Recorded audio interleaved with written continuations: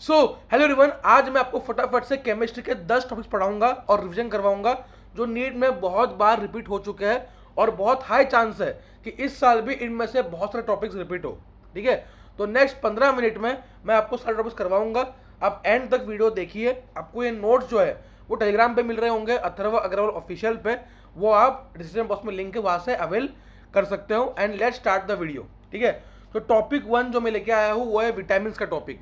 अब विटामिन से भी कई बार क्वेश्चन आता है, कई बार बायो में भी आता है क्वेश्चन और केमिस्ट्री में भी आता है। अब विटामिन में दो टाइप के विटामिन होते हैं, एक तो फैट सोल्यूबल विटामिन और एक वाटर सोल्यूबल विटामिन। ठीक है, फैट सोल्यूबल को याद रखने की ट्रिक है कीड़ा। ठीक है, कीड़ा फैट में सोल्यूबल है, कीड़ा फैट में सोल्यूबल है, तो कीड़ा याद कर लो। विटामिन के, vitamin E, vitamin D, vitamin A. Water soluble BC। ठीक है, सुनने में अच्छा नहीं लग रहा है, ये सी भी कर लो। मतलब बाकी दोनों जो बचे हुए हैं वो तुम्हारे वाटर सॉल्यूबल। क्लियर, तो फैट सॉल्यूबल कीड़ा से याद कर लो, बाकी तुम्हारे वाटर सॉल्यूबल। ठीक है, चलो अब देखते हैं कि क्या क्या है, बेसिकली कौन कौन सा क्या क्या काम है। तो पहला तो विटामिन ए। विटामिन ए जो है सबसे इंपॉर्टेंट आंखों के लिए होता है। अगर विटामिन ए की कमी हो जाए तो तुम्हें नाइट ब्लाइंडनेस हो सकती है, या तुम्हें हो सकता है ज़ेरोप्थैल्मिया। ज़ेरोप्थैल्मिया क्या होता है? जो तुम्हारे आंखों में कॉर्निया होता है वो बहुत थिक हो जाता है, हार्ड हो जाता है। ठीक है, तो विटामिन ए से आंखों वाली दिक्कत। विटामिन B1 जो थायमिन से डिराइव्ड है। ठीक है, इससे होता है बेरी बेरी। बेरी बेरी मतलब loss of appetite, retarded growth, ये फीचर एक टाइप का डिजीज है। ठीक है, B1 से beriberi. Clear, B2 riboflavin से चिलियोसिस। इसमें क्या होता है, जो माउथ के कॉर्नर्स है वहाँ पे फिजर बन जाता है, तो खून निकलता है, जलन होती है, सब चीज़ें होती है। ठीक है, और बहुत सारी डाइजेस्टिव प्रॉब्लम्स भी होती है। विटामिन B6 पायरोडॉक्सिन से होता है कन्वल्शंस, अगर इसका कमी हो जाए तो। ठीक है, डिफिशिएंसी से। विटामिन B12 के डिफिशिएंसी से होता है तुम्हारा पेरिनिशियस एनीमिया, जिसमें तुम्हारा RBC में हीमोग्लोबिन कम होता है। ठीक है, विटामिन C तुम्हारा एस्कॉर्बिक एसिड, ये क्वेश्चन नीट में पूछा गया है विटामिन C का कि किससे बनता है। ये एस्कॉर्बिक एसिड से बनता है। क्या करवाता है, मतलब अगर ये डिफिशिएंट होती है तो क्या होता है, स्कर्वी होती है, ब्लीडिंग गम्स। स्कर्वी मतलब तुम्हारे जब जो अंदर गम्स है इनसे खून निकलता है। विटामिन डी जो है बहुत इंपॉर्टेंट, सुना भी होगा आपने। ठीक है, विटामिन डी से तुम्हारा अगर विटामिन डी कमी हो जाए तो रिकेट्स होता है, ओस्टियोमलेशिया, मतलब बोन का दिक्कतें होती है। क्लियर, चलो विटामिन ई पे आओ। तो ई में तुम्हारा होता है मोस्टली दिक्कत आरबीसी की फ्रेजिलिटी कम हो जाती है, मतलब आरबीसी बहुत कमजोर हो जाता है और मस्कुलर वीकनेस आती है। एंड विटामिन के की बात करूँ तो ब्लड क्लॉटिंग, के से क्लॉटिंग की दिक्कत है। ठीक है, इतना आपको याद करना है। अगर टॉपिक 2 की बात करूँ तो टॉपिक 2 में तुम्हारे पास है क्वांटम नंबर्स। क्वांटम नंबर्स में तुम्हारे पास प्रिंसिपल क्वांटम नंबर है n, एजीमुथल क्वांटम नंबर है l, और ये l की सारी वैल्यूज है। ठीक है, प्रिंसिपल मतलब वो कौन से इसमें है, ठीक है, कौन से इसमें रिवॉल्व कर रहा है। ठीक है, एजीमुथल तुम्हें पता लग रहा है कि क्या उसका शेल है, क्या है। क्लियर, सब शेल। तो एस के लिए है, एजीमुथल की वैल्यू होती है 0, पी के लिए होती है 1, डी के लिए 2, एफ के लिए 3, जी के लिए 4। ठीक है, SP, D, F, G orbitals के लिए। क्लियर, फिर होता है magnetic quantum number. Magnetic quantum number मतलब ऑर्बिटल क्वांटम नंबर, ये वेरी करता है -L से L तक। फॉर एग्जांपल अगर P1 है, ठीक है, मतलब P के लिए L मतलब L1 हो गया, तो उसके लिए quantum number, magnetic quantum number क्या होगा, -101 रेंज। ठीक है, अगर D की बात करूं तो -2, -1, 0, 1, 2, ये 5 मैग्नेटिक क्वांटम नंबर निकलेंगे इसकी L की वैल्यू से। तो कोई पूछेगा कि कहाँ से कहाँ वेरी करती है मैग्नेटिक क्वांटम नंबर की वैल्यू, तो -L से +L, और कितनी टोटल ऑर्बिटल से आप गिन सकते हो। ठीक है, स्पिन क्वांटम नंबर +12 एंड -12 दो ही होता है। क्लियर, ऑफ बॉ प्रिंसिपल ये रूल कहता है कि energy is directly proportional to N+L rule. ठीक है, तो अगर मेरे पास 4P है और 4S है एंड 3D है, तो किसकी एनर्जी हाई होगी, यहाँ पे 4 + 0, क्योंकि S का एटॉमिकल क्वांटम नंबर L0 होता है, तो 4 + 0 4, यहाँ पे 3 + 2 5, तो आप देखोगे तो एनर्जी 3D की ज़्यादा होगी as compare to 4S। Clear, चलो टॉपिक 3 पे आते हैं, डी ब्रोगली वेवलेंथ। अब डी ब्रोगली वेवलेंथ में wavelength is equal to H/P होता है। ठीक है, एल सबको पता है 6.634 × 10⁻34, एंड पी तुम्हारा मोमेंटम है, मास इनटू वेलोसिटी। ठीक है, इससे तुम्हारा डी ब्रोगली वेवलेंथ और निकलता है lambda is equal to H/mv, and kinetic energy निकलता है P²/2m जब तुम इसको पुट करोगे, या फिर H/√2m के। टॉपिक 4 पे आते हैं, 3 टॉपिक्स तो बहुत ईजी थे, फटाफट से अपन कवर कर लिए। टॉपिक 4 पे आएंगे। टॉपिक 4 है तुम्हारा कॉलिगेटिव प्रॉपर्टीज, जिनसे हर साल क्वेश्चन बनेगा ही बनेगा। कॉलिगेटिव प्रॉपर्टीज, ठीक है।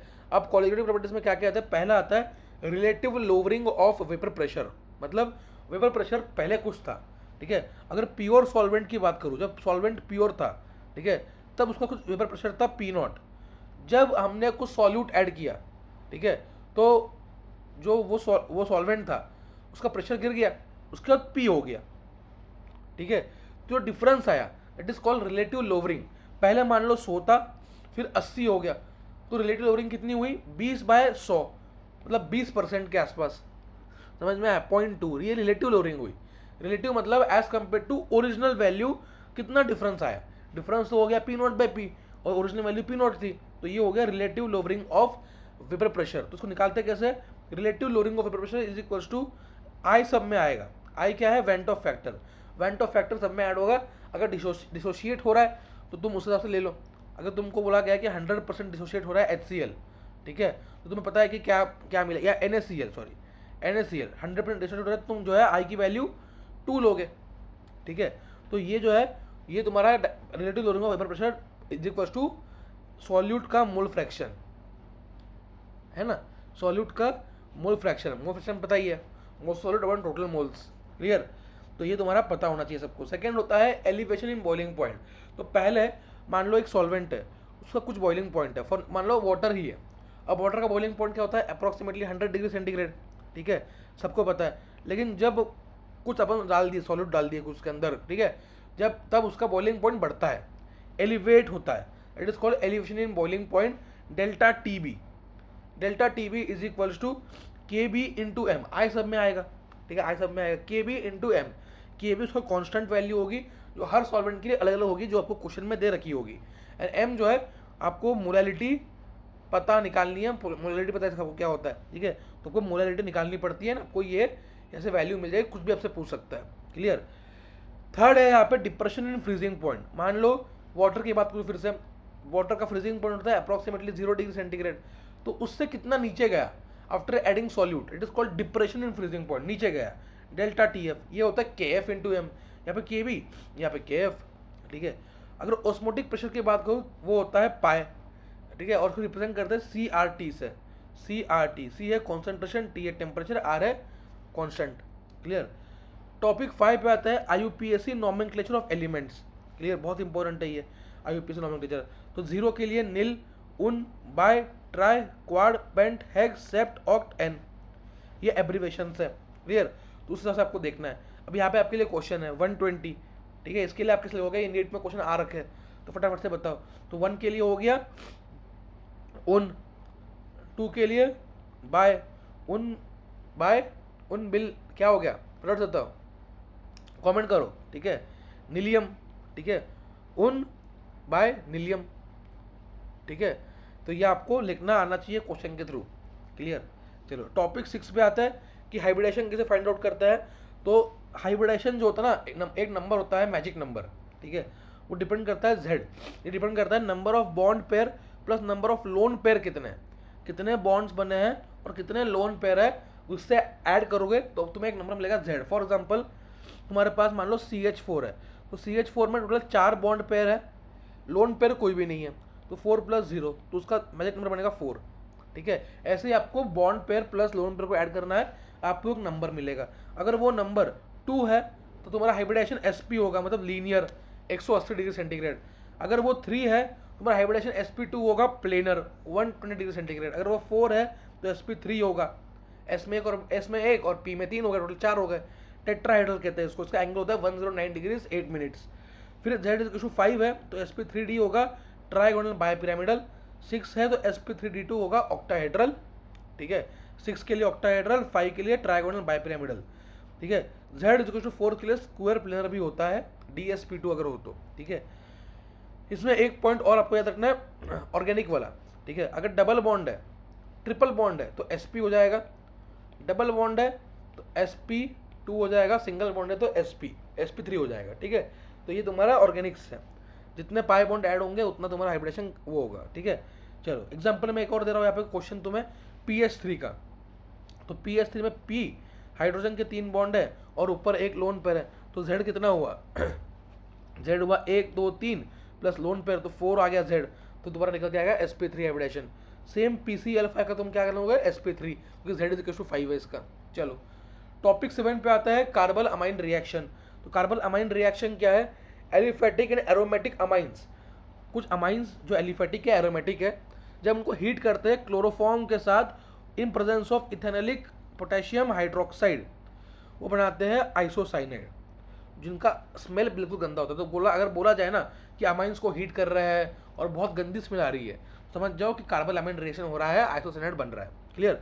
इंपॉर्टेंट क्या है ना, इंपॉर्टेंट ये है सेकेंडरी एंड टर्शरी अमाइंस देते ही नहीं है ये, बस प्राइमरी अमाइंस देते हैं। तो प्राइमरी अमाइंस के लिए ये बहुत इंपॉर्टेंट आइडेंटिफिकेशन टेस्ट है। तो it is used as a test for primary amines. बहुत इंपॉर्टेंट क्वेश्चन।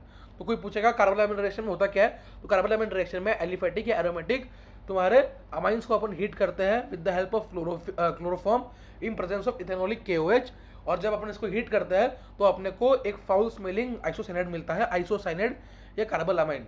सेकेंडरी या टर्शियरी अमाइन से देते नहीं है, बस प्राइमरी अमाइन देते हैं। तो ये एक आइडेंटिफिकेशन टेस्ट है प्राइमरी अमाइंस के लिए। आपको दिख रहा है ये प्राइमरी अमाइन है RNH2, इसको हीट किया CH Cl3 प्लस KOH के साथ, आपको मिल गया एक आइसोसाइनाइड। ठीक है, नेक्स्ट में पढ़वा रहा हूं आपको अराइल सल्फोनाइल क्लोराइड के रिएक्शन में अराइल सल्फोनाइल क्लोराइड। तो बेंजीन सल्फोनाइल क्लोराइड होता है C6H5SO2Cl, बहुत इंपॉर्टेंट है ये कंपाउंड, ये बेंजीन SO2Cl। ठीक है, इसको अपन लोग कहते हैं हिंसबर्ग रिएजेंट। क्या कहते हैं? हिंसबर्ग रिएजेंट, बहुत इंपॉर्टेंट है। में डायरेक्टली MCQ आ सकता है कि हिंसबर्ग रिएजेंट क्या होता है, तो बेंजीन के ऊपर SO2Cl। ठीक है, तो ये रिएक्ट करता है प्राइमरी से एंड सेकेंडरी अमाइन से। प्राइमरी से रिएक्ट करता है, सेकेंडरी से रिएक्ट करता है और सल्फोन अमाइड बनता है। आपको दिख रहा है यहाँ पे प्राइमरी या सेकेंडरी अमाइन हो सकता है। ठीक है, और इससे क्या बन रहा है? Sulphone amide. ठीक है, SO2, और ये पूरा इसमें ग्रुप जो है वो आके जुड़ जा रहा है। ठीक है, अब जब ये प्राइमरी अमाइन के साथ रिएक्ट करता है, ठीक है, तो आपको ये मिलता है जो सॉल्युबल होता है अल्कली में, और जब आप सेकेंडरी अमाइन लेते हो तो आपको एक कंपाउंड मिलता है जो इनसॉल्युबल होता है अल्कली में। तो primary amine soluble in alkali, secondary amine insoluble in alkali, बहुत इंपॉर्टेंट। ठीक है, टर्शरी अमाइंस रिएक्ट ही नहीं करते हिंसबर्ग रिएजेंट के साथ या बेंजाइल सल्फोनाइल क्लोराइड के साथ। क्लियर? चलो टॉपिक 8 पे आएंगे फटाफट से, नस्ट इक्वेशन। अब नस्ट इक्वेशन है क्या? E cell is equal to E0 cell minus 2.303 RT/NF log Q। Log लिया इस वजह से यहाँ पे 2.303 आया, वरना ln Q होता। ये Q क्या है? कॉन्सेंट्रेशन। तो तुम्हें पता है कैसे निकालते हैं ये। ठीक है, प्रोडक्ट का और अपॉन सबस्ट्रेट का। ठीक है, और जो भी अपन स्क्वायर करते हैं आयंस को, मान लो Mg के 2 मोल्स है जो भी है, तो अपन उसको Mg का स्क्वायर लिख देंगे, जो अपन नॉर्मली करते हैं इक्विलिब्रियम चैप्टर में। ठीक है, तो ये तुम्हारा इक्विलिब्रियम चैप्टर का ही कॉन्सेप्ट है। तो E cell is equal to E0 cell minus 2.303 RT/NF log Q। ये फॉर्मूला तुम्हें याद रखना है, इससे क्वेश्चन बनेगा ही बनेगा। ठीक है, अब कई बार बोलते हैं कि फॉर इक्विलिब्रियम, अब इक्विलिब्रियम में आ गया तो इक्विलिब्रियम के लिए तुम इसको 0 कर दोगे, तो E cell is equal to 2.303 RT/NF log Q बन जाएगा, दैट्स इट। ठीक है, टॉपिक 9 पे आता है जीरो ऑर्डर फर्स्ट ऑर्डर वाला क्वेश्चन, जो क्वेश्चन बनता ही बनता है। तो जीरो ऑर्डर रिएक्शन के लिए हमारे पास एक फॉर्मूला है, concentration at a particular time AT या A is equal to A0 minus KT। ठीक है, ये फॉर्मूला जीरो ऑर्डर के लिए होता है। तो मान लो पहले कॉन्सेंट्रेशन, इनिशियल कॉन्सेंट्रेशन अगर 10 है, ठीक है, और बाद का कॉन्सेंट्रेशन 5 है, जो भी है, ठीक है, तो 5 is equal to 10 minus KT कर दो, KT की वैल्यू 5 आएगी, जो K की वैल्यू कुछ भी कॉन्स्टेंट होगा वो पुट कर लो, तो टाइम मिल जाएगा किस टाइम पे इतना कॉन्सेंट्रेशन हो रहा है। ठीक है, तो A is equal to A0 minus KT, ये होता है formula for zero order reaction, और इसी से आप T हाफ निकाल सकते हो। तो A को आप A0/2 कर दो, यही होता है ना T हाफ। ऐसा टाइम जब कॉन्सेंट्रेशन हाफ हो रहा हो, तो यहाँ पे आप खुद पुट करके देख लो, A0/2 is equal to A0 minus KT। ठीक है, तो ये जब वहाँ पे जाएगा तो KT is equal to A0/2 बन जाएगा। तो यहाँ पे टाइम जो है वो निकल के आएगा A0/2 के, आप खुद डिराइव कर सकते हो इसी इक्वेशन से, T हाफ। ठीक है, T हाफ मतलब time eight a particular time eight which concentration is half. Clear? ये आपको दिख रहा है कॉन्सेंट्रेशन ऑफ, ये ग्राफ है। ठीक है, इसके लिए स्ट्रेट लाइन ग्राफ चलेगा for zero order reaction. Graph याद कर लो, स्लोप जो है इसका -K होता है। अब फर्स्ट ऑर्डर पे आते हैं। अब फर्स्ट ऑर्डर में क्या होता है? के is equals to 2.303/t log a naught by A, ये पे लॉग आ जाता है, ठीक है। तो आपको ये बिल्कुल बिल्कुल याद करना है कि इसकी किसी क्या वैल्यू है। इससे आप टाइम भी निकाल सकते हो, के भी निकाल सकते हो, कुछ भी निकाल सकते हो बिल्कुल से, ठीक है। आप जब इसमें ए नॉट की वैल्यू ए की value A naught by 2 put करोगे तो आपको ये निकलेगा। कैसे डिराइव करके खुद देखो, क्या फॉर्मूला बताया मैंने, K is equal to 2.303/t log a naught by A. जब इसको पुट करोगे तो K is equal to 2.303/t log a naught upon A naught by 2, तो ए नॉट कट जाएगा, ऊपर आ जाएगा 2, ठीक है, log 2 हो गया जाएगा ये। तो यहाँ से निकल के आएगा t इज इक्वल्स टू 2.303 और log 2 की वैल्यू क्या होती है 0.3, ठीक है। तो 0.3 अपॉन के, तो ऐसे निकल के आ गया 0.693/k। डायरेक्ट फॉर्मूला भी याद कर सकते हो, या आपको याद नहीं आ रहा एग्जाम में तो ए को ए नॉट बाय 2 पुट कर लो, दैट्स इट। तो ये फॉर्मूला तो आपको याद करके जाना ही है, के is equal to 2.303/t log A naught by A, clear. और हाफ लाइफ इसका आ गया 0.693/k। ये दो इसके ग्राफ से आपको बिल्कुल याद करके जाना है क्या है क्या नहीं, दैट्स इट। चलो टॉपिक 10 पे आते हैं, बोर्स मॉडल। बोर्स मॉडल में क्या है, 3 चीज़ें हैं जो आपको पूछेंगे। पहले सबसे इंपॉर्टेंट है रेडियस। रेडियस वेरी करता है, radius for nth orbital is equals to 52.9 into n square by z picometre. और सबसे इंपॉर्टेंट आपको याद रखना है कि ये वेरी करता है, डिपेंड करता है directly proportional to n square, inversely proportional to z, clear. अगर एनर्जी की बात करूँ तो एनर्जी जो है वो directly proportional to z square and inversely proportional to n square, बहुत इंपॉर्टेंट, ठीक है। और ये उसका पूरा फॉर्मूला होता है जो आपको याद करके जाना है, क्लियर। और वेलोसिटी जो है वो z बाय एन होती है। ये सीरीज पूरी आपको याद करनी है। लाइमन सीरीज मतलब L 1 तक आ रहा है, लाइन जो है 1 तक आ रही है, बामर मतलब 2 तक आ रही है, पाशन 3 तक, ब्रैकेट 4 तक, फंड 5 तक। इसमें विजिबल बामर वाली होती है, बहुत इंपॉर्टेंट क्वेश्चन नीट में कई बार पूछा गया है। बामर वाली विजिबल होती है, लाइमन वाली अल्ट्रावायलेट होती है, ये आप देख लो। ये पूरी सीरीज है, तो जो तुम्हारी 1 तक आ रही है वो सारी लाइमन वाली हो गई, ठीक है। तुम्हारे 2 तक आ रही है सारी विजिबल वाली, रेड ग्रीन ब्लू जो आपको दिखती है, ठीक है। बाकी सारी ऊपर वाली होगी, क्लियर, क्लियर है, ठीक है। तो ये आपको पूरा याद रखना है। और लाइंस कितनी आप ये गिन भी सकते हो। अगर मान लो तुम्हें बोला गया कि 4 से 1 जाना है तो कितनी लाइन बनेगी, ठीक है। तो आपको निकालना आना चाहिए कितनी लाइन बनेगी, क्लियर। तो एक लाइन 4 से 3 होगी, एक लाइन 4 से 2 होगी, एक लाइन 4 से 1 होगी, ऐसे टोटल लाइन सबको आनी चाहिए जो भी है, ठीक है। तो ये आप एक बार देख के जाओगे, बिल्कुल बिल्कुल। चलो तो मिलते हैं नेक्स्ट वीडियो में, तब तक ऑल द बेस्ट। भाई पढ़ाई करते रहो, मेहनत करते रहो, एंड बिल्कुल इन टॉपिक्स को रिवाइज करके जाना ही जाना है। कार्बन लैमिन रिएक्शन हो गया, बोर्स मॉडल हो गया, नर्स रिएक्शन हो गया, सब कुछ, ठीक है। चलो मैंने आपको एक आइडिया दे दिया है, still you can go and check out your NCERT and notes. Bye bye, all the best. Video अच्छी लगी तो लाइक जरूर करके जाना यार। चलो बाय बाय।